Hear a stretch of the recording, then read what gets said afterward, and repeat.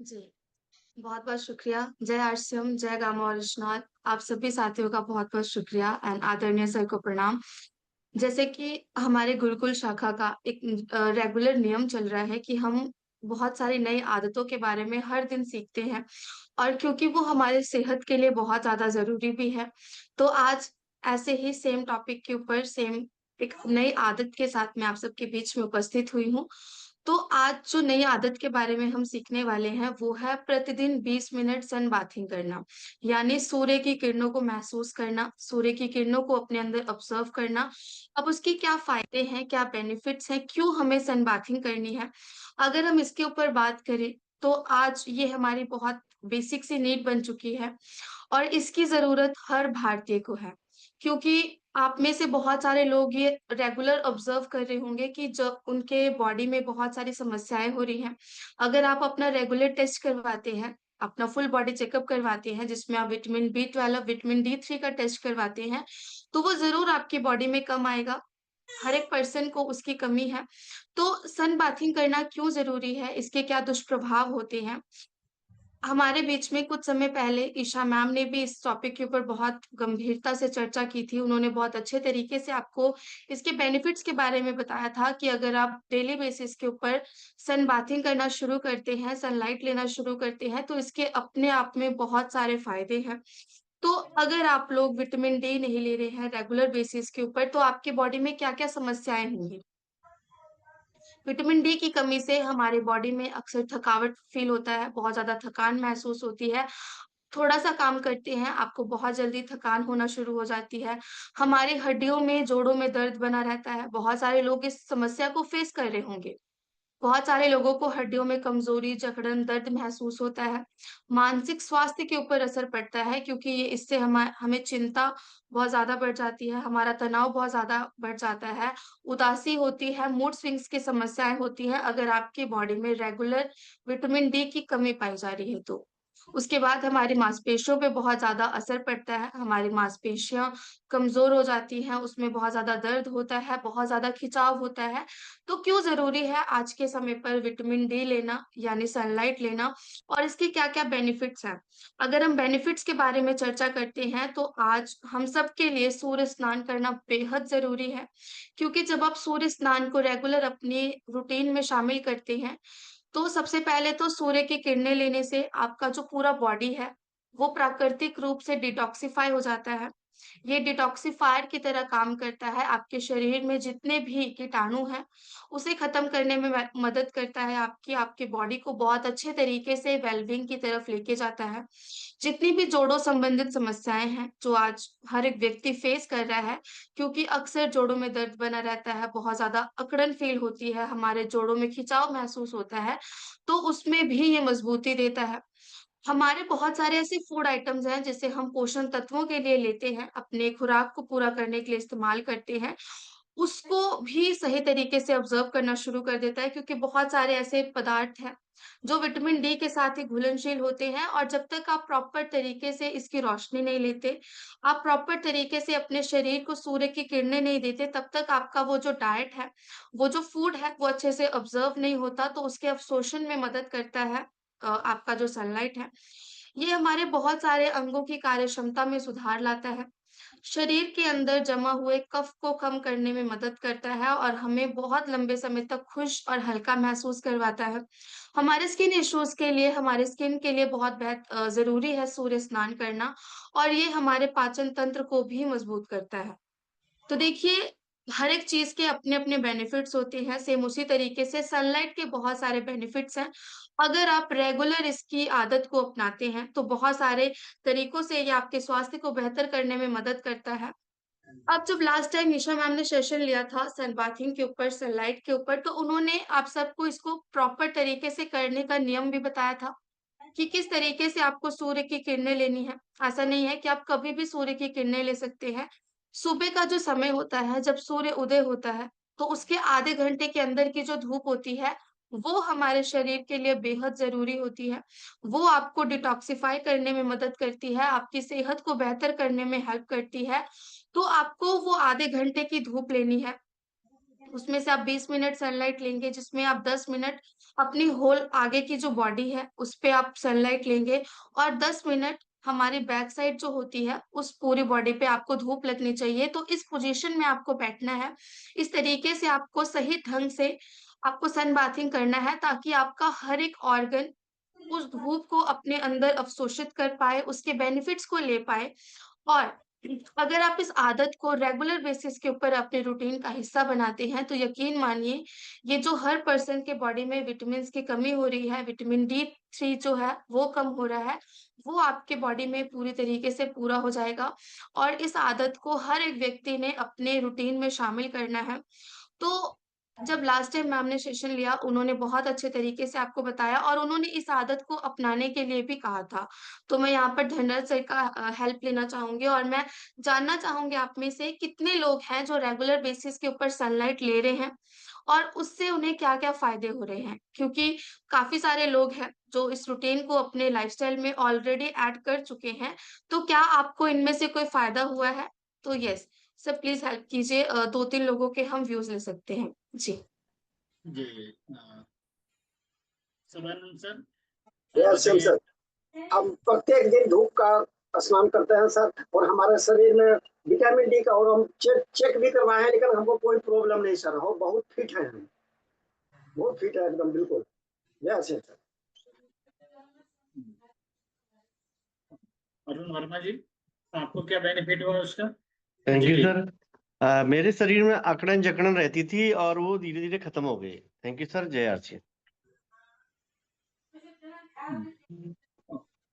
Somnath sir ji. Thank you sir. सूर्य जो है हम संपूर्ण ब्रह्मांड को ऊर्जा देता है। सबसे बड़ी बात है, तो हम आज जब सूर्य की ऊर्जा लेते हैं तो हमारे शरीर में पूरी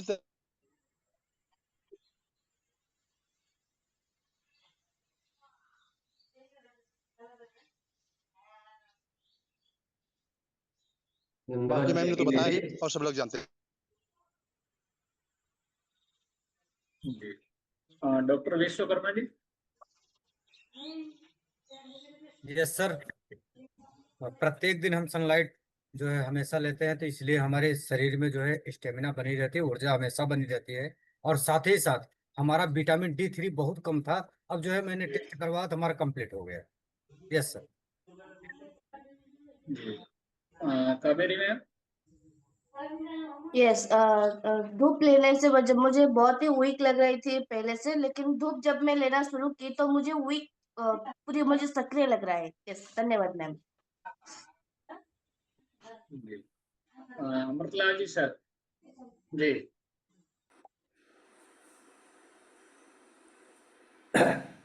ये गुरुदेव को प्रणाम। ये मैं 1 महीने से लगातार ले रहा हूँ, और उससे मेरे जो शरीर में सुबह उठते ही तो बहुत सारी अकड़न होती थी, और ऐसा महसूस होता था कि थका थका।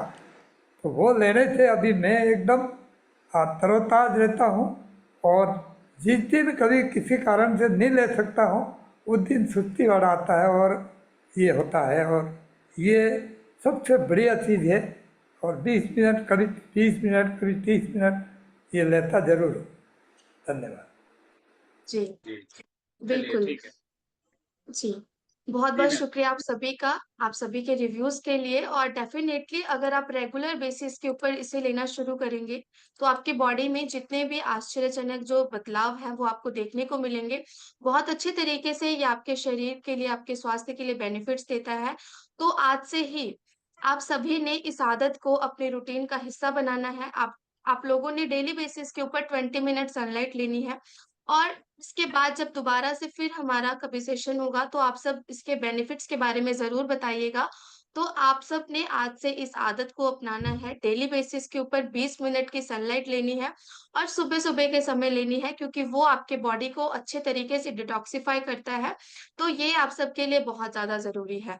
अब हम बढ़ते हैं अपने सेशन की तरफ, अपने जो लक्ष्य है हमारा उसकी तरफ।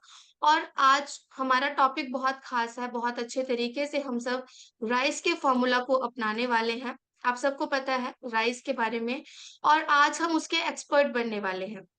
अब क्यों ज़रूरी है राइस के बारे में बहुत अच्छे तरीके से जानना? क्योंकि अगर हम खुद पे राइस के फ़ॉर्मूला को एक्टिवेट करेंगे, खुद उसे अपनाएँगे और लोगों को इसके बारे में सही जानकारियाँ देंगे, तो हो सकता है हमारा जो मिशन है स्वास्थ्य क्रांति का, वो और भी तेज़ गति से आगे बढ़े क्योंकि हम बहुत सारे लोगों के जीवन शैली को बदल पाए हैं। बहुत सारे लोग आज ऐसे होंगे जो ऑलरेडी राइस के फ़ॉर्मूला को यूज़ कर रहे होंगे, उसे अपनी रूटीन में उन्होंने शामिल करा होगा, तो आज इसके ऊपर बहुत ज़्यादा गहनता से चर्चा करने की आवश्यकता है। जो नए साथी हैं, जिन्होंने अभी तक राइस के फ़ॉर्मूला को अपने लाइफ़स्टाइल में ऐड ऑन नहीं किया है, उनके लिए बेहद ज़रूरी है कि वो आज के सेशन को अच्छे से सुनें और एक रिवीज़न का सेशन है ये। आप इसमें बहुत सारी चीज़ों को रिवाइज़ करेंगे, कुछ हेल्थ प्रॉब्लम्स के ऊपर हम बहुत अच्छे से डिस्कस करेंगे।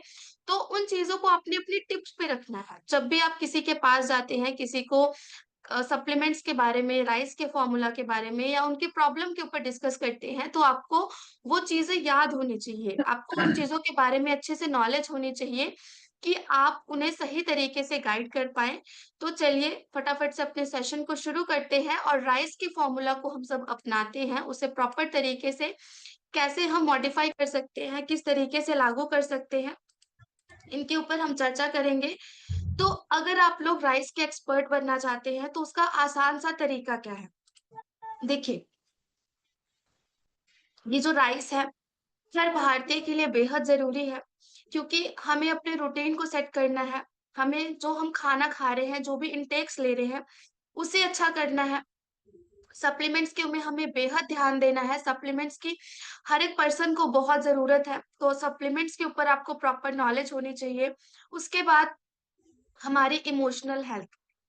आज बहुत सारी डिज़ीज़ ऐसी हैं जो साइकोसोमैटिक्स हैं, जो हमारे दिमाग की वजह से, हमारे तनाव की वजह से होती हैं। तो अपनी इमोशनल हेल्थ के ऊपर ध्यान देना बेहद ज़रूरी है और इस राइज़ के कॉन्सेप्ट को अच्छे तरीके से गहन करना, इसे अच्छे तरीके से समझना बहुत ज़रूरी है। देखिए, सबसे पहले अगर हम बात करें कि राइज़ है क्या? तो ये एक संपूर्ण स्वास्थ्य दृष्टिकोण है जो आपके मन को, आपके शरीर को, आपके जीवन शैली को बेहतर बनाने में मदद करता है। अब अगर हम आज से कुछ समय पहले की बात करें, तो क्या इतनी बीमारियाँ होती थी? क्या इतने लोग बीमार होते थे? बिल्कुल भी नहीं, क्योंकि वो अपने रूटीन को बहुत अच्छे तरीके से मॉडिफ़ाई करके रखते थे, अपना हर काम टाइम पे करते थे। सूर्य उदय होने से पहले वो उठ जाते थे, अपना काम प्रॉपर समय पे खत्म करते थे, समय पे खाना खाते थे और जल्दी सो जाते थे। लेकिन आज क्या होता है, हम सुबह 8-9 बजे के बाद उठते हैं। जब अच्छे से सनलाइट आ जाती है ऊपर तब हम उठते हैं। उसके बाद हमारा हर काम डिले होना शुरू हो जाता है। रात को हम 12-1 बजे तक सोते हैं। तो जिससे हमारा पूरा रूटीन का सर्कल जो है वो खराब हो जाता है और हमारा शरीर जो है वो प्रॉपर तरीके से काम नहीं करता क्योंकि हमारे बॉडी के बहुत सारे ऑर्गन्स ऐसे हैं, जो समय के साथ चलते हैं। लेकिन जब आप समय पे काम नहीं करेंगे, समय पे खाना नहीं खाएँगे, समय पे सोएँगे नहीं, तो आपका पूरा हेल्थ जो है वो डिस्टर्ब हो जाता है, आपके पूरे ऑर्गन्स जो है उनके काम करने की जो शक्ति है, जो उनके काम करने का प्रोसेस है वो खत्म हो जाता है। तो हमें अपने रूटीन के ऊपर ध्यान देना है, हमें समय पे काम करना है, समय पे जागना है, समय पे सोना है, रेगुलर एक्सरसाइज़ करनी है, अपने जीवन शैली को सक्रिय करना है, समय पर भोजन करना है। अपने रूटीन को बेहतर करेंगे, उसके बाद अपने इंटेक के ऊपर ध्यान देना है। हमें संतुलित भोजन करना है, बैलेंस डाइट लेना है जिसमें प्रोटीन भी हो, कार्ब्स भी हो, फैट्स भी हो एंड मिनरल्स भी हो। तो इसके ऊपर हमें ध्यान देना है, अपने भोजन को अच्छा करना है। अपनी डाइट में फल और सब्जियों को ज़रूर शामिल करना है क्योंकि जब तक आप फल और सब्जियों को ऐड ऑन नहीं करेंगे, आपकी जो प्रोटीन की इंटेक है, आपके जो बॉडी में जितनी भी रिक्वायरमेंट्स हैं, वो पूरी नहीं होंगी। तो फल और सब्जियों को ऐड करना बहुत ज़रूरी है। प्रोटीन युक्त आहार लेना बहुत ज़रूरी है, पर्याप्त मात्रा में पानी पीना बहुत ज़रूरी है और आज कहीं न कहीं हम लोग बहुत ज़्यादा बिज़ी होने की वजह से या फिर हमारे पास समय ना होने की वजह से हम इन चीज़ों के ऊपर ध्यान नहीं देते। उसके बाद बारी आती है सप्लीमेंट्स की, जो राइस का एस है वो सप्लीमेंट्स को दर्शाता है, तो आवश्यक पोषण तत्वों की पूर्ति करना बेहद ज़रूरी है। क्योंकि जैसे आप सब जानते हैं, आज हम जो भी खाना खा रहे हैं, जिस भी तरह का लिक्विड ले रहे हैं, फूड्स का सेवन कर रहे हैं, वो हमारे शरीर को उतने न्यूट्रिशियस दे नहीं पाते। तो उनकी पूर्ति के लिए हमें सप्लीमेंट्स के ऊपर निर्भर होना पड़ेगा, हमें सप्लीमेंट्स का इंटेक करना पड़ेगा ताकि अपने स्वास्थ्य को बेहतर किया जा सके। और यानी इमोशनल हेल्थ, अपनी इमोशनल हेल्थ के ऊपर ध्यान देना भी बेहद ज़रूरी है, अपने तनाव को कंट्रोल करना है, अपने सकारात्मक सोच के ऊपर ध्यान देना है, अपने मानसिक संतुलन को बना के रखना है। और जैसा आरसीएम में प्रतिदिन हमें मेडिटेशन करवाया जाता है, हमें सूक्ष्म व्यायाम की प्रैक्टिस करवाई जाती है, तो ये हमारे लिए बेहद ज़रूरी है, क्योंकि हम सुबह-सुबह ही बहुत अच्छी एनर्जी गेन कर लेते हैं, अपनी इमोशनल हेल्थ के ऊपर ध्यान दे रहे हैं, तो इन सब चीज़ों को अच्छे से अपने लाइफ में, अपने रूटीन में ऐड ऑन करना है। और जब आप इस कॉन्सेप्ट को अच्छी तरीके से अपने दिलो-दिमाग में बैठा लेंगे, इसे अच्छे से फ़ॉलो करना शुरू कर लेंगे, तो यकीन मानिए आप अपनी सेहत के साथ-साथ और लोगों की सेहत को भी बेहतर कर पाएँगे। तो अब इसे थोड़ा-सा डिटेल में समझने की प्रयास करते हैं। तो सबसे पहले यानी रूटीन, हमें अपने हर काम को रूटीन के साथ करना है, नेचुरल लिविंग के साथ जीना है, यानी जब सूर्य उदय हो रहा है तो हमें जाग जाना है, सनसेट होने से पहले-पहले अपना खाना खत्म कर लेना है। आपने सुना भी होगा कि हमारा जो डाइजेस्टिव फायर है, हमारा जो जठर अग्नि है, वो तब तक काम करती है जब तक सूरज पीक पे रहता है, यानी जब तक सूर्य की किरणें रहती हैं, तभी तक हमारा डाइजेशन प्रोसेस बेहतर तरीके से काम करता है। अगर आप सूर्य अस्त होने से पहले-पहले अपना खाना खा ले रहे हैं, आखिरी जो खाना होता है हमारा रात का डिनर, अगर वो आप 6-7 बजे से पहले कर ले रहे हैं, तो आपका डाइजेशन प्रोसेस बेहतर हो जाएगा, जिनको भी गैस, एसिडिटी, ब्लोटिंग की समस्याएँ हैं, वो खत्म हो जाएगी, मोटापा कम होना शुरू हो जाता है। तो इसीलिए कोशिश करें कि सनसेट होने से पहले-पहले आप अपना खाना खा लें और 8-9 बजे तक अपनी जो नींद है, उस पोज़ीशन में आप पहुँच जाएँ, सोने के लिए आप अपने बिस्तर पर चले जाएँ। और अगर आप प्रॉपर तरीके से इस क्लॉक को मॉडिफ़ाई करते हैं, तो आपके शरीर में जितनी भी समस्याएँ हैं, वो बिल्कुल ठीक होना शुरू हो जाएँगी, आपका शरीर बेहतर होना शुरू हो जाएगा। एक्सरसाइज़ेज़ करनी बहुत ज़रूरी है। प्रतिदिन अगर आप अपने शरीर को फिजिकल एक्टिविटी की तरफ लेके जाते हैं, तो ये आपकी सेहत को बेहतर बनाने में मदद करता है, क्योंकि आजकल कोई भी पर्सन बहुत ज़्यादा हैवी वर्कआउट्स करना पसंद नहीं करते। कोई भी बहुत ज़्यादा एक्टिविटीज़ नहीं करते, तो इसीलिए अगर आप प्रतिदिन सुबह 30 मिनट या फिर 25 मिनट एक्सरसाइज़ेज़ करते हैं, तो ये आपके स्वास्थ्य के लिए बहुत अच्छा है। और हमने देखा है यूट्यूब पर या फिर कहीं पे भी अगर आप जिम जॉइन करते हैं, कहीं पे भी तो बहुत हैवी ट्रेनिंग्स होती हैं। तो इसीलिए डायटीशियन ईशा वशिष्ठ जी ने 24 जुलाई को जब अ, वेलबींग डे था, जब हमें अपनी सेहत के ऊपर ध्यान देना था, तो उन्होंने फॉरएवर हेल्दी वर्कआउट लॉन्च किया। इंटरनेशनल सेल्फ केयर डे के मौके पर उन्होंने फॉरएवर हेल्दी वर्कआउट लॉन्च किया, जहाँ पर 25 मिनट आपको बहुत ईज़ी एक्सरसाइज़ेज़ करनी है और उन एक्सरसाइज़ेज़ को करके आप अपनी सेहत को बेहतर कर पाएँगे, अपने स्वास्थ्य को एक अच्छी राह पर ले जा पाएँगे।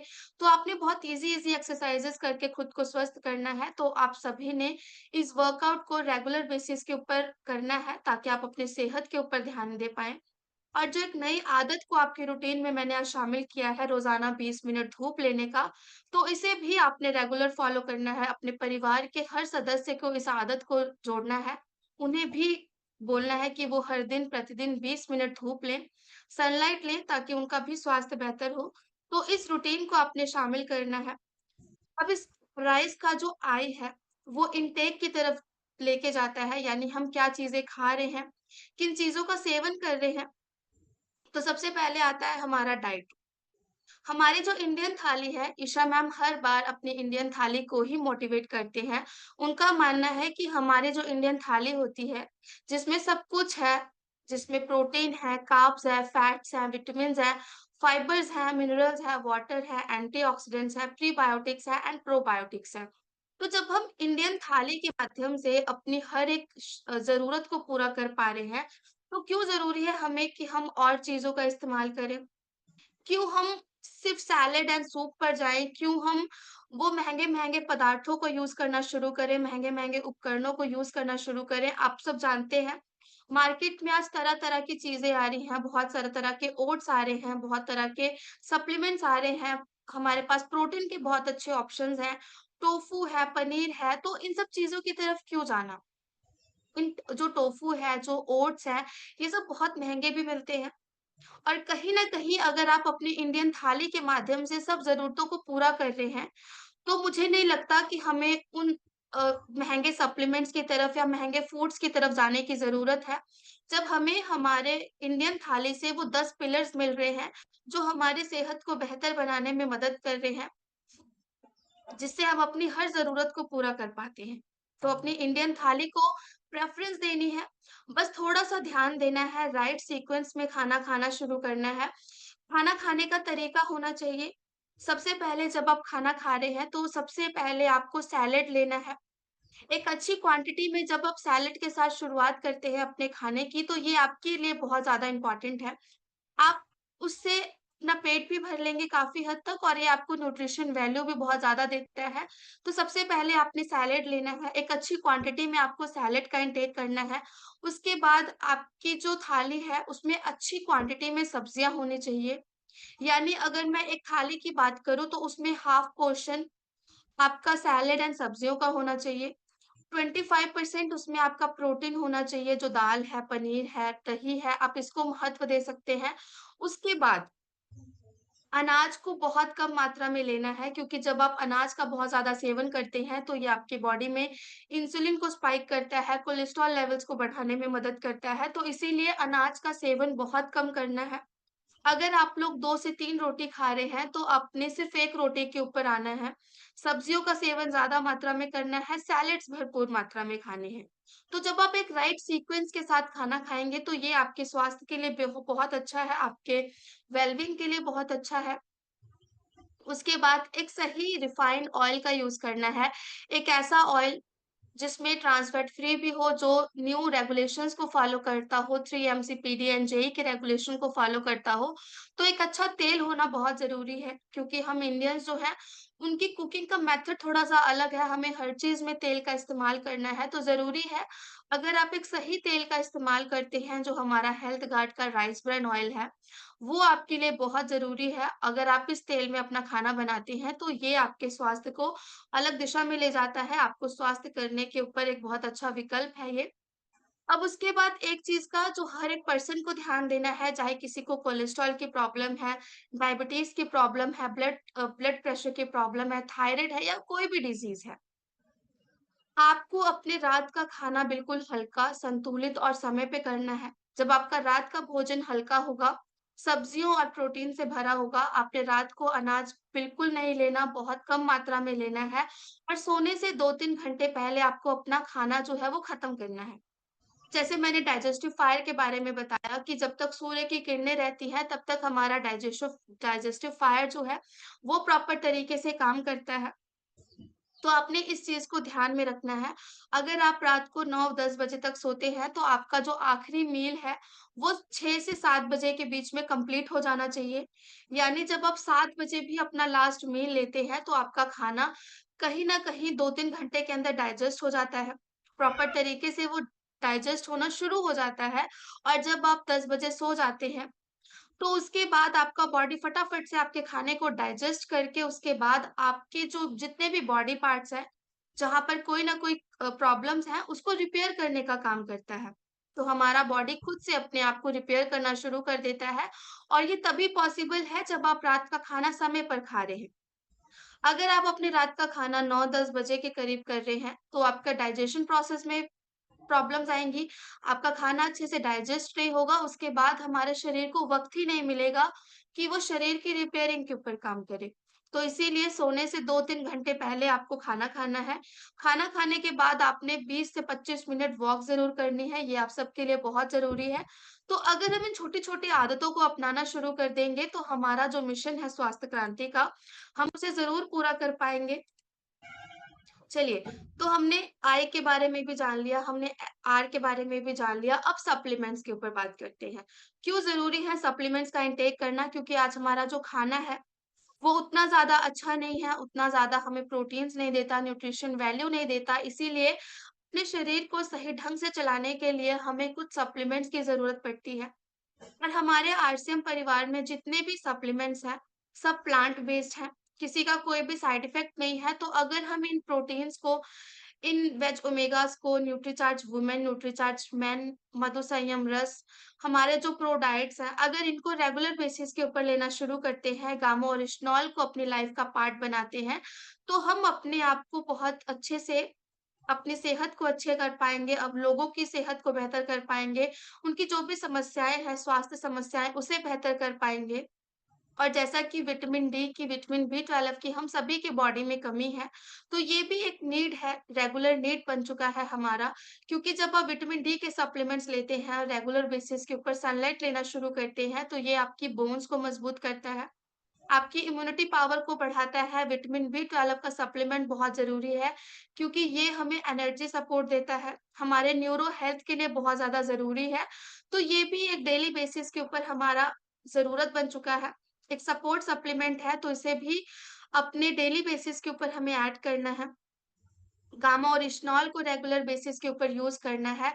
एक स्वस्थ व्यक्ति जिन्हें कोई भी प्रॉब्लम नहीं है, कोई भी डिज़ीज़ नहीं है, उन्हें प्रतिदिन 2 कैप्सूल का सेवन करना है, एक सुबह खाना खाने से पहले और एक रात को खाना खाने से पहले। उसके बाद अगर किसी साथी को कोई हेल्थ इश्यू है, कोई हेल्थ प्रॉब्लम है, आप किसी तरह की कोई बीमारी को फेस कर रहे हैं, तो आपने प्रतिदिन 4 से 6 कैप्सूल का सेवन करना है, 2 सुबह, 2 शाम को, और अगर बहुत ज़्यादा प्रॉब्लम्स हैं, तो आप 6 कैप्सूल का भी प्रतिदिन सेवन कर सकते हैं, ताकि आपकी जो सेलुलर हीलिंग है, वो बनी रहे, आपका स्वास्थ्य बेहतर हो पाए। तो आपने इस तरीके से गामा ओरिजिनॉल की डोज़ेज़ के ऊपर ध्यान देना है। उसके बाद इस राइस के फ़ॉर्मूला का जो ई है, यानी इमोशनल हेल्थ, हमें उसके ऊपर भी बहुत ज़्यादा ध्यान देने की ज़रूरत है। तो हमारे जो इमोशनल हेल्थ है, उसे बेहतर करने के लिए आपको ग्रैटिट्यूड की भावना को अपनाना है, धन्यवाद का भाव रखना है, रेगुलर बेसिस के ऊपर डीप ब्रीथिंग करनी है। जब आप डीप ब्रीथिंग करते हैं, तो ये आपके तनाव को कम करने में, आपके मन को शांत करने में मदद करता है। सन बाथिंग करनी है और रेगुलर मेडिटेशन करना है। अगर आप इन 4 चीज़ों को फ़ॉलो करते हैं, ग्रैटिट्यूड, डीप ब्रीथिंग, सन बाथिंग और मेडिटेशन, तो आप अपने मानसिक स्वास्थ्य के ऊपर ध्यान दे पाएँगे, अपने भावनात्मक स्वास्थ्य के ऊपर आप बहुत अच्छे से वर्क कर पाएँगे और आपका जो भी टेंशन है, तनाव है, वो खत्म हो जाएगा, आप खुश रहना शुरू कर देंगे। तो इस डीप ब्रीथिंग को, इस सन बाथिंग को रेगुलर एक्सरसाइज़ में अपने रूटीन में शामिल करना है। तो हमने राइस के फ़ॉर्मूला को बहुत अच्छे से समझ लिया। अब कुछ स्पेशल हेल्थ कंडीशंस हैं, जो आज बहुत तेज़ी के साथ बढ़ रही हैं, बहुत तेज़ी के साथ आज लोगों के अंदर ये प्रॉब्लम्स हो रही हैं, हाई ब्लड कोलेस्ट्रॉल की, हाई ब्लड प्रेशर की, हाई ब्लड शुगर की और थायराइड की। ये कुछ समस्याएँ हैं जिसके ऊपर आज हम बहुत अच्छे तरीके से चर्चा करने वाले हैं और आपको जो चीज़ें टिप्स पे रखनी है, उसके ऊपर हम बात करेंगे, क्योंकि हमारे पास बहुत सारी चीज़ें हैं। लेकिन अगर आप उनमें से 3-4 चीज़ों को भी अच्छे से याद कर लेते हैं, अच्छे से समझ लेते हैं, तो आप हर एक व्यक्ति की सेहत को बेहतर कर पाएँगे। तो अब हम डिज़ीज़ के ऊपर बात करने वाले हैं। हम डिज़ीज़ेज़ को समझने वाले हैं कि किस तरीके से हाई ब्लड कोलेस्ट्रॉल के ऊपर हम मैनेजमेंट कर सकते हैं, लोगों को कैसे सही गाइडेंस दे सकते हैं। तो सबसे पहले अगर हम हाई ब्लड कोलेस्ट्रॉल की बात करें, अगर आप किसी व्यक्ति से मिल रहे हैं, जिनका हाई ब्लड कोलेस्ट्रॉल का प्रॉब्लम है, जिनका कोलेस्ट्रॉल लेवल खराब हो चुका है, तो आप उन्हें क्या-क्या चीज़ों के बारे में सजेशन देंगे? सबसे पहले तो रात का खाना हल्का होना चाहिए उनका। जिनको कोलेस्ट्रॉल की दिक्कत है, उन्हें रात के खाने में अनाज का सेवन बिल्कुल भी नहीं करना। उन्हें रात में रोटी, चावल, दाल इन सब चीज़ों का इस्तेमाल नहीं करना है। वो वेजिटेबल्स ले सकते हैं, आप सैलेड ले सकते हैं, सौटे की हुई वेजिटेबल्स ले सकते हैं या फिर आप सूप ले सकते हैं, पनीर लिया जा सकता है, लेकिन रात के खाने में अनाज बिल्कुल भी नहीं लेना, क्योंकि जब आप रात को अनाज का इंटेक करते हैं, तो ये आपके कोलेस्ट्रॉल लेवल्स को और भी ज़्यादा खराब करता है। आपके कोलेस्ट्रॉल लेवल्स को बढ़ाता है, शुगर के लेवल्स को बढ़ाता है, तो इसीलिए अगर किसी व्यक्ति को कोलेस्ट्रॉल की प्रॉब्लम है, तो उन्हें अपने रात का खाना बिल्कुल हल्का रखना है। एक राइट चॉइस लेनी है उन्होंने, ताकि उनका डाइजेशन बेहतर तरीके से हो पाए। उसके बाद ग्लूटेन का इस्तेमाल बिल्कुल बंद कर देना है। जिनको भी कोलेस्ट्रॉल की प्रॉब्लम है, उन्हें गेहूँ का इस्तेमाल नहीं करना, क्योंकि ये हमारे कोलेस्ट्रॉल को बढ़ाने में मदद करता है। तो आप गेहूँ की जगह पर मिलेट्स का इस्तेमाल कर सकते हैं, जिसे मोटा अनाज कहा जाता है। तो इसमें आपने बाजरा, ज्वार, रागी, ओट्स, अमरंथ इन चीज़ों का इस्तेमाल करना है, जो हमारे भारतीय संस्कृति में बहुत पहले से इस्तेमाल किए जा रहे हैं। गेहूँ चावल का तो हम अब इस्तेमाल करना शुरू किए हैं, लेकिन अगर आज से कुछ समय पहले की बात की जाए तो बाजरा, ज्वार, रागी हम इन चीज़ों को बहुत ज़्यादा महत्व देते थे। तो आज भी हमें मिलेट्स के ऊपर स्विच करना है। आपको गेहूँ चावल का इंटेक बहुत कम मात्रा में करना है, उसकी जगह पर आप बाजरा ले सकते हैं, मिलेट्स ले सकते हैं। अगर इनका रेगुलर यूज़ किया जाएगा तो हम अपने कोलेस्ट्रॉल लेवल्स को मेंटेन कर पाएँगे। अगर हम सप्लीमेंट्स के बारे में बात करें तो कोलेस्ट्रॉल पेशेंट्स के लिए प्रतिदिन gamma oryzanol, Nutricharge veg omega ये दोनों सप्लीमेंट्स बहुत ज़रूरी हैं, तो आप इनके बारे में उन्हें सजेशंस दे सकते हैं। अगर हम बात करें हाई ब्लड शुगर मैनेजमेंट के ऊपर, तो आज भारत जो है वो कैपिटल ऑफ द वर्ल्ड बन चुका है डायबिटीज़ का, सबसे ज़्यादा पेशेंट्स हमारे भारत में हैं और हर घर में शुगर का पेशेंट ज़रूर है। तो ब्लड शुगर के ऊपर हम क्या-क्या चीज़ें एडवाइस कर सकते हैं? सबसे पहले तो आपको याद होना चाहिए कि अगर किसी व्यक्ति को शुगर की प्रॉब्लम है, तो आपने सबसे पहले उन्हें लो जीआई फूड्स के बारे में बताना है। लो जीआई फूड्स जिनका ग्लाइसेमिक इंडेक्स बहुत कम मात्रा में होता है, जिसको लेने से शुगर लेवल बहुत जल्दी से स्पाइक नहीं होते, बहुत तेज़ी से नहीं बढ़ते, इनका जो ग्लाइसेमिक इंडेक्स है बहुत कम होता है। तो जिनको भी शुगर की प्रॉब्लम है, आपने उन्हें लो जीआई फूड्स के बारे में बताना है। जैसे फ्रूट्स में चेरी, एप्पल, पीयर इनका इस्तेमाल कर सकते हैं। सब्जियों की अगर हम बात करते हैं तो कॉलीफ्लावर लिया जा सकता है, ब्रोकोली का इस्तेमाल वो कर सकते हैं, एगप्लांट ले सकते हैं यानी बैंगन का इस्तेमाल कर सकते हैं, बाजरा ले सकते हैं, ओट्स ले सकते हैं, बल्कव्हीट ले सकते हैं। तो ये कुछ ऑप्शंस हैं आपके सामने जो लो जीआई फूड्स की हैं। आज हम सबके पास स्मार्टफ़ोन्स हैं, हम सबको एआई के बारे में पता है, चैट जीपीटी के बारे में पता है, हमारे पास बहुत अच्छे-अच्छे विकल्प हैं। जिसे अब इस्तेमाल करने की ज़रूरत है, तो यहाँ पर आपको बहुत कम फूड्स के बारे में बताया गया है। जब आप लो जीआई फूड्स की लिस्ट निकालेंगे, तो वहाँ पर आपको प्रॉपर तरीके से फलों के बारे में, सब्जियों के बारे में, अनाज के बारे में, नट्स के बारे में, हर एक चीज़ के बारे में गाइडेंस दी गई है। तो आप उसकी मदद से भी उन्हें लो जीआई फूड्स के बारे में बता सकते हैं। तो एक चीज़ का याद रखना है, जिनको भी शुगर की समस्या है, उन्हें सबसे पहले लो जीआई फूड्स के बारे में बताना है। उसके बाद आपकी जो प्लेट है, वो बैलेंस्ड होनी चाहिए, जिसमें आप सबसे अधिक मात्रा में सब्जियाँ लेंगे। फ्रूट्स और वेजिटेबल्स का आपने इंटेक करना है 50%, 25% आपके खाने की थाली में कार्बोहाइड्रेट्स होने चाहिए, उसके बाद 25% ही प्रोटीन होना चाहिए। अगर आप अपनी डाइट को बैलेंस्ड करके रखते हैं, तो ये आपके स्वास्थ्य के लिए बहुत ज़रूरी है। उसके बाद जिनको भी शुगर की प्रॉब्लम है, उन्हें प्रोसेस्ड फूड्स को बिल्कुल अवॉइड करना है क्योंकि जब आप इन तले हुए खाद्य पदार्थों का प्रोसेस्ड फूड्स का सेवन करते हैं, तो ये आपके शुगर लेवल्स को बढ़ाने में मदद करते हैं। तो इसीलिए जिनको भी डायबिटीज़ की प्रॉब्लम है, उन्हें शुगरी ड्रिंक्स बिल्कुल अवॉइड करनी है, प्रोसेस्ड फूड्स को बिल्कुल अवॉइड करना है और अगर आप ये करते हैं, तो आप अपनी सेहत को और बेहतर कर पाएँगे, तो इन चीज़ों का आपने खास ध्यान रखना है। अब बात करते हैं हाइपोथायरॉइड मैनेजमेंट के ऊपर। अगर किसी को हाइपोथायरॉइड की प्रॉब्लम है, तो आप उनमें क्या-क्या चीज़ें सजेस्ट कर सकते हैं? सबसे पहले तो कुछ फूड्स हैं जो आपने उन्हें बिल्कुल मना करना है कि वो इनका सेवन ना करें। दूध वाली चाय बिल्कुल नहीं लेनी है, ग्लूटेन का इस्तेमाल नहीं करना है, यानी गेहूँ, चावल उससे बने हुए जो भी चीज़ें हैं, हमने उसका सेवन नहीं करना। डेयरी प्रोडक्ट्स को भी ऐड ऑन नहीं करवाना है, अगर वो इनका सेवन करते हैं तो उनका थायराइड जो है, वो प्रॉपर तरीके से वर्क नहीं करता, उनका थायराइड ग्लैंड प्रॉपर तरीके से वर्क नहीं करता, तो इन चीज़ों को अवॉइड करना है। Refined sugar and processed foods को बंद करना है, बिल्कुल ही वो नहीं लें, इसका सेवन ना करें तो बेहतर होगा, तो कुछ फूड्स को आपने अवॉइड करना है। कुछ ऐसे रॉ फूड्स होते हैं जैसे ब्रोकोली हो गया, पत्ता गोभी हो गया, फूल गोभी हो गया, इनका भी अगर वो बहुत ज़्यादा मात्रा में सेवन करते हैं तो उनके लिए बिल्कुल भी अच्छा नहीं है। तो जिनको थायराइड की समस्या है, उन्हें कुछ raw vegetables, refined sugar and processed foods, dairy products, gluten और मिल्क टी, इन चीज़ों को आपने बिल्कुल अवॉइड करने की सलाह देनी है। उसके बाद जिंक और सेलेनियम रिच डाइट को ऐड करवाना है। जिनको थायराइड की समस्या है, वो अपने डाइट में रेगुलर काजू का सेवन करें, पंपकिन सीड्स होते हैं, उसका सेवन करें।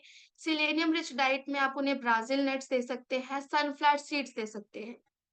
तो अगर आप उन्हें इन चीज़ों का सेवन करवाते हैं, तो वो अपने थायराइड ग्लैंड को बहुत जल्दी से एक्टिवेट कर पाएँगे। तो उनकी डाइट में जिंक और सेलेनियम रिच डाइट का होना बहुत ज़रूरी है। आप इन चीज़ों को ज़रूर ध्यान में रखें कि उन्हें जिंक और सेलेनियम रिच डाइट के बारे में आपने बताना है। उसके बाद जिनको भी थायराइड की प्रॉब्लम है, वो ओम का उच्चारण करेंगे। क्योंकि जब ओम का उच्चारण किया जाता है रेगुलर बेसिस के ऊपर 5 से 10 मिनट अगर वो ओम का उच्चारण कर रहे हैं, तो उनके गले का जो क्षेत्र है वहाँ पर कंपन होती है, जो हल्का-सा कंपन पैदा करती है और उनके थायराइड ग्लैंड को एक्टिवेट करने में मदद करती है। इससे तनाव कम होता है, हमारा मन शांत होता है, स्ट्रेस मैनेजमेंट में मदद मिलती है, हमारे गले को आराम मिलता है, एकाग्रता फ़ील होती है। तो अगर रेगुलर बेसिस के ऊपर इसका उच्चारण किया जाएगा तो आपका थायराइड ग्लैंड बहुत अच्छे से एक्टिवेट होगा। तो आपने इन 3 चीज़ों को ध्यान रखना है जिसको भी थायराइड की समस्या है। कुछ फूड्स हैं जिन्हें अवॉइड करना है। उसके बाद जिंक और सेलेनियम रिच डाइट को ऐड करना है और ओम का उच्चारण करना है। तो अगर आप इन चीज़ों को अच्छे से फ़ॉलो करते हैं तो आपका जो थायराइड ग्लैंड है बहुत अच्छे से एक्टिवेट हो जाएगा। थायराइड की समस्या खत्म हो जाएगी। उसके बाद बढ़ते हैं हाई ब्लड प्रेशर की तरफ। आजकल ये समस्या भी बहुत तेज़ी से बढ़ रही है, बीपी की जो प्रॉब्लम है बहुत तेज़ी से बढ़ रही है, जिसे साइलेंट किलर कहा जाता है क्योंकि हमें इसका पता ही नहीं चलता, इसके कोई लक्षण दिखाई नहीं देते। तो हाई ब्लड प्रेशर मैनेजमेंट में आप सबसे पहले किस चीज़ का ध्यान रखेंगे? सोडियम का इंटेक बहुत कम मात्रा में करना है, नमक का सेवन सीमित मात्रा में करना है। जिनको हाई ब्लड प्रेशर की प्रॉब्लम है, उन्हें बहुत कम मात्रा में सेवन करना है नमक का। एक छोटा टीस्पून होता है 5 ग्राम का, उससे भी कम नमक का आपने सेवन करना है।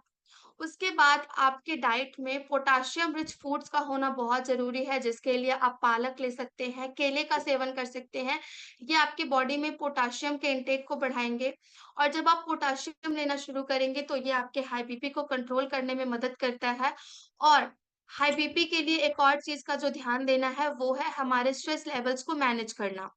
अगर आप रेगुलर स्ट्रेस को मैनेज करना चाहते हैं, तो आपको योग अभ्यास करना होगा, मेडिटेशन करना होगा और इन चीज़ों का रेगुलर यूज़ करके, इन चीज़ों का अभ्यास करके आप अपने हाई बीपी को कंट्रोल कर सकते हैं।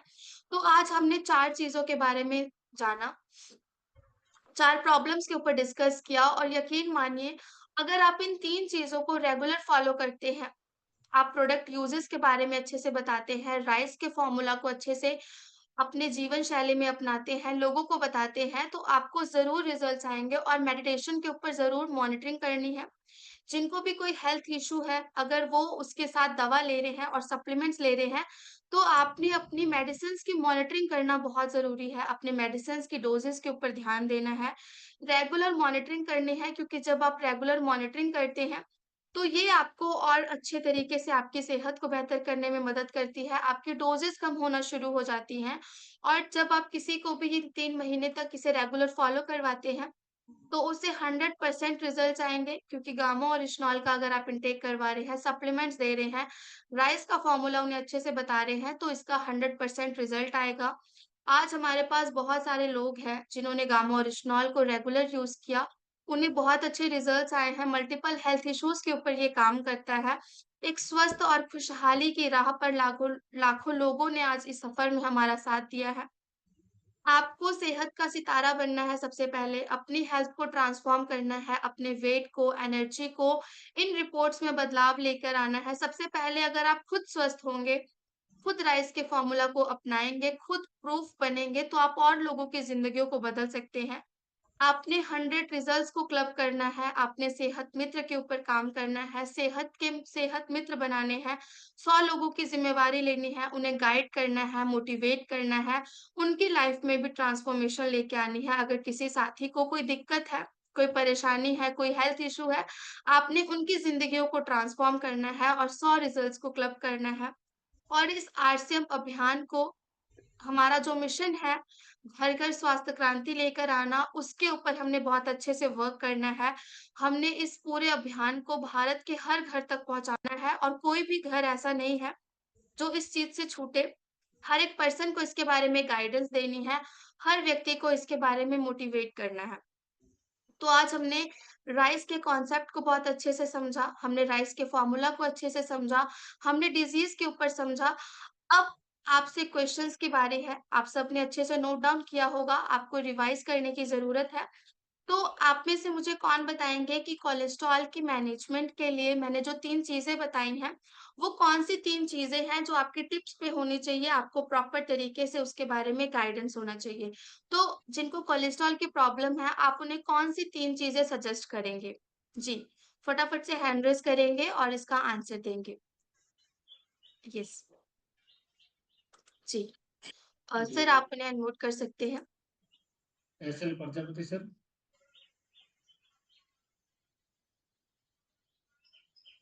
जी थैंक यू मैडम, बहुत बहुत धन्यवाद। आज ने आपने बहुत बढ़िया जानकारी दी है, बहुत गजब जानकारी दी है और जानकारी हम लोग बराबर मिल ही रही है सर के द्वारा से। लेकिन जिनको कोलेस्ट्रॉल बढ़ा हुआ है उनको अपना टेस्ट कराना चाहिए सबसे पहले कि क्या क्या उनके अंदर कमी हो, तो दिनचर्या उनको बदलना है, एंटीक भी लेना है उनको जैसा बताया भी गया, और सप्लीमेंट भी लेने हैं, और इमोशनल भावना भी। चारों चीजों का पालन कर लेंगे तो उनका कोलेस्ट्रॉल निश्चित है ठीक हो जाएगा। हम लोग उसका पालन करवाएंगे। Thank you madam. बिल्कुल। जी बहुत बहुत शुक्रिया। लेकिन जो क्वेश्चन था वो थोड़ा सा अलग था। आज 3 चीजों के बारे में ही आपको बताया गया है। तो वो कौन सी 3 चीजें हैं जिसे आपने फॉलो करना है? विजय कुमार सर आप अनम्यूट कर सकते हैं। जी।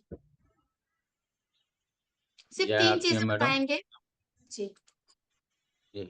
रात का भोजन बिल्कुल हल्का करना है, बिल्कुल, अनाज नहीं लेना है, मैदा बिल्कुल। गेहूं इस सबको अवॉइड करना है, जी, बाजरा रागी ज्वार इसका ज्यादा उपयोग करना है, सलेट का उपयोग ज्यादा करना है। जी। यही सब बिल्कुल, तो मैडम देखिए बताए जो हैं, 3 और चीजें न्यूट्रिशन सप्लीमेंट लेना है। बिल्कुल, बहुत-बहुत शुक्रिया आपका। बिल्कुल, तो देखिए जो 3 चीज़ें बताई गई थी आपको कि रात का खाना बहुत हल्का रखना है, रात के खाने में आपने अनाज बिल्कुल बंद करना है, सैलेड, सूप ले सकते हैं आप, सब्जियों का सेवन कर सकते हैं, उसके बाद ग्लूटेन को बिल्कुल अवॉइड करना है। जिनको भी कोलेस्ट्रॉल की प्रॉब्लम है, उन्हें ग्लूटेन बिल्कुल अवॉइड करना है, उसके बाद मिलेट्स के ऊपर स्विच करना है। तो ये 3 चीज़ें हैं, अगर आप उन्हें 3 चीज़ों के बारे में प्रॉपर जानकारी देंगे, तो उनका स्वास्थ्य हम और भी ज़्यादा बेहतर कर पाएँगे। अब मैंने हाई ब्लड शुगर के बारे में बताया, तो हाई ब्लड शुगर के ऊपर कौन-सी 3 चीज़ों के बारे में मैंने आपको बताया है आज, उनके बारे में कौन बताएँगे? ब्लड शुगर को कैसे मैनेज कर सकते हैं? 3 चीज़ें। जी। मीता जी, मीता जी आवाज आ रही है मेरी? नहीं आ रही। अजय सर। जी सर।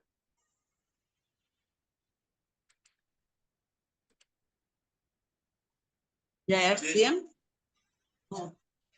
जी जी बोलिए मैम। मैं बोलूं सर? तो लो जीआई फूड लेना है, और जो है कार्बोहाइड्रेट्स 25% लेना है, पनीर 25%, और वेजिटेबल लेना है 50% लेना है, और प्रोसेस फूड को अवॉइड करना है। जितना बिल्कुल, प्रोसेस फूड है अवॉइड करना है। बिल्कुल। बहुत-बहुत शुक्रिया आपका। धनराज सर आपकी वॉइस में थोड़ा-सा इश्यू आ रहा है, तो यहाँ पर अजय सिंह सर हैं, सर आपको अनम्यूट का ऑप्शन दिया गया है। जी। लो जीआई फूड हमको लेना है शुगर के लिए, और दूसरा जो बिल्कुल, हमारा भोजन है वो बैलेंस होना चाहिए। 50% हमारी उसमें सब्जी सलाद होनी चाहिए, और 25% प्रोटीन, और 25% हमारा कार्ब रहना चाहिए, और प्रोसेस बिल्कुल। फूड नहीं लेना है। बिल्कुल। तो देखिए, अगर हम इन छोटी-छोटी चीज़ों को ऐड ऑन करेंगे, सिर्फ़ 3-3 चीज़ों के बारे में ही अगर आप बहुत अच्छे से समझ लेते हैं, लोगों को बताते हैं, तो यही हमारे मिशन को सक्सेसफुल करने में बहुत मदद करेगा। हमें बहुत सारी चीज़ों के बारे में नहीं जाना है। अगर आप इन 3-3 चीज़ों के बारे में प्रॉपर समझते हैं, तो आपके लिए बहुत अच्छा होगा। ओके, उसके बाद मैंने हाइपोथायरॉइड के ऊपर बताया। अजय सर बहुत-बहुत शुक्रिया आपका। जी, तो हाइपोथायरॉइड के ऊपर हमने जो बात की, उसमें कौन-सी 3 चीज़ों के बारे में मैंने आपको बताया? जी, फटाफट से हैंड रेज़ करेंगे। थायराइड मैनेजमेंट के लिए कौन-सी 3 चीज़ें हैं? जी, लक्ष्मण कुमार जी, आपको अनम्यूट का ऑप्शन दिया जा रहा है। जी जैसे मैडम, जी, और अपने थायराइड को सही रखने के लिए हमें 3 चीज पर ध्यान देना है। जैसे हमें सुबह का व्यायाम करना है, और अपने वो तनाव तनाव कम करने का तनाव कम करना है, और आराम आराम। सॉरी ये पॉइंट्स नहीं थे। धनराज सर आप किसी और को ले सकते हैं। चलिए एक बार हम पहले सर के पास चलेंगे और फिर इसको कंटिन्यू आगे करें। Please welcome sir. जी, जी जी, सर। बिल्कुल। नहीं चलने दो धनराज जी। ठीक है, तो अभी वो साथी हैंड रेज करेंगे, एक तो प्रॉपर जिसने नोट किया है और पीछे का बैकग्राउंड का भी विशेष ध्यान रखना है, तो वो साथी आएंगे और अपना हैंड रेज वापस करेंगे। जो अभी मैम ने, काजल मैम ने जो बात की उस विषय में। कविता जी आप बताएंगे जी। धन्यवाद सर जी। मैम ने बताया बी थायराइड के बारे में। थायराइड में हमें दूध वाली चाय नहीं पीनी, और जो अनाज है उनको कम करना है, और जैसे ब्रोकली है, पत्ते वाली सब्जी है, बंद गोभी है, फूल गोभी है, इनको भी अवॉइड करना है। और हमें सर कम से कम हल्का खाना खाना है सर, और ओम का उपचार करना है सर थायराइड में। जी सानू सर। जी, मैम ने बताया कि जिंक एंड सेलेनियम ये हमें ज्यादा से ज्यादा लेना है। ये काजू पिस्ता बादाम में होता है। और साथ में उज्जाई प्राणायाम, ओम का प्राणायाम, ओम का उच्चारण में करना है। और शांत रहना है जितना हो सके, और जितना हो सके मोटा अनाज नहीं खाना चाहिए। जी, और कंप्लीट जानकारी के लिए एक बार Ajay Singh ji sir. Sir dairy product हमको नहीं लेना है, और साथ में पत्ता गोभी, ब्रोकली आदि हमें नहीं लेना है। 10 मिनट हमको ओम का उच्चारण करना है। और तीसरा है जिंक एवं सेलेनियम युक्त हमें जो है फ्रूट है वो लेना है, ड्राई फ्रूट। जी बिल्कुल, बहुत बहुत शुक्रिया सर आपका। तो हमें इन चीज़ों का ध्यान देना है, जिंक और सेलेनियम रिच डाइट को ज़रूर ऐड ऑन करवाना है। जो जिंक रिच फूड्स होते हैं जैसे काजू हो गया, पंपकिन सीड्स हो गए, और सेलेनियम रिच डाइट में Brazil nuts and sunflower seeds, तो इनका ज़रूर सेवन करना है। उसके बाद हमने बात करी हाई ब्लड प्रेशर के ऊपर, तो उसमें कौन-सी 3 चीज़ों का हमने ध्यान देना है? वो लास्ट क्वेश्चन है आप सभी के लिए। तो यस, हाई ब्लड कोलेस्ट्रॉल में कौन-सी 3 चीज़ों के ऊपर हमने ध्यान देने की बात की? यस दीदी। हाई ब्लड प्रेशर को आप साइलेंट किलर बोले हैं, तो उसमें सोडियम का जो युक्त जो नमक है अपने को कम करना है। दूसरा, पोटेशियम वाले चीजें को ज्यादा ऐड करना है, जैसे पालक हो गया, केला हो गया, ये सब ऐड करना है। और तीसरा, स्ट्रेस कम करना है, यानी योगासन के थ्रू, मेडिटेशन के थ्रू अपने को तनाव कम करना है। जी, और आगे बढ़ते हैं Rajesh Vats sir ji. Thank you sir. Salt हमें बहुत कम मात्रा में यूज करना है, 5 ग्राम से ज्यादा साल्ट नहीं लेना। केला और पालक का ज्यादा से ज्यादा प्रयोग करना है। और स्ट्रेस हमने शरीर का कम करना है, चाहे मेडिटेशन करें, हम योगा करें, उसके हिसाब से। ये 3 चीजें। थैंक यू जी। विजय कुमार जी, और जिनका मोबाइल है ना खड़ा है ना, वो प्लीज आड़ा कर ले इस मोबाइल को एक बार आप। ये सर सेम सब है वही। नमक बहुत कम लेना है, पोटासियम युक्त आहार ज्यादा लेना है, और स्ट्रेस को मैनेज करना है। उसके लिए मेडिटेशन, योगा, इन सब चीजों का जो है सो ज्यादातर उपयोग करना, और साथ में हेल्थ सप्लीमेंट सपोर्ट लेना है। जैसे आप बोलिए मैम जी। जी, तो यस बिल्कुल, हमने सभी चीज़ों के लिए ने जो हेल्थ सप्लीमेंट्स हैं उनको एक सपोर्ट की तरह यूज़ करना है। जो हम मेडिसिन्स ले रहे हैं उसके ऊपर ज़रूर हमें मॉनिटरिंग करनी है, तो इन चीज़ों का भी आपने ख़ास ध्यान देना है। जिन्हें भी आप बता रहे हैं, उन्हें इन चीज़ों के बारे में ज़रूर बताएँ कि वो अपनी हेल्थ मॉनिटरिंग ज़रूर करते रहें। तो चलिए, आप सबने बहुत अच्छे से क्वेश्चंस के आंसर दिए। अब हम सर के भी वैल्यूएबल बातें जो हैं वो सुनना चाहेंगे।